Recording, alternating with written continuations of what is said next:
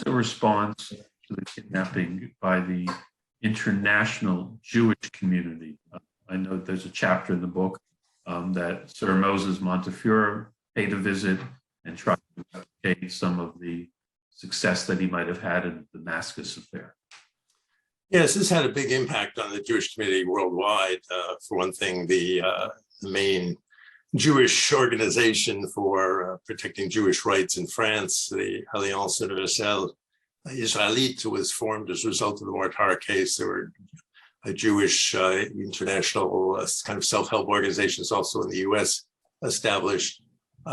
So this would, after the Damascus case, which was a couple decades earlier of the ritual murder accusations, which we generally would date to the first evidence of international Jewry being able to politically organize for kind of self-defense purposes. This was the next major case along those lines.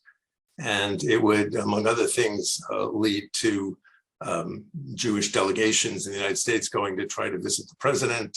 You had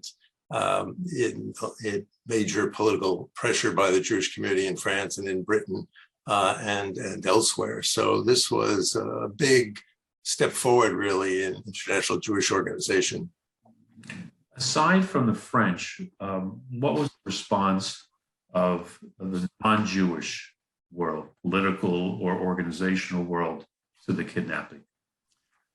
Well, in the United States, so if we can focus on the US example, there was actually quite a lot of interest. There were a series of protest meetings in the United States following the kidnapping of Edgardo. So now we're talking about the second half of 1858, to call for the Pope to return him to his Jewish family. So for example, in San Francisco, about 3,000 people had a protest meeting, 2,000 in New York. And these and some of the speakers would be Protestant ministers and leaders.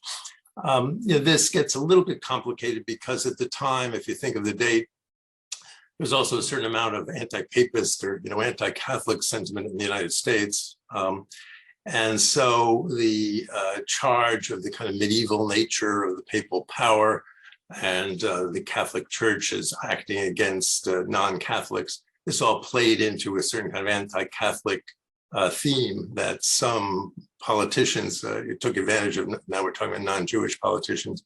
So there's a kind of combination of forces that meant that this got a lot of publicity. There were dozens of articles, for example, in the New York Times in 1858 about this case, and the other newspapers, French newspapers, others were filled with stories as well. And these involved interest of non-Jews as well.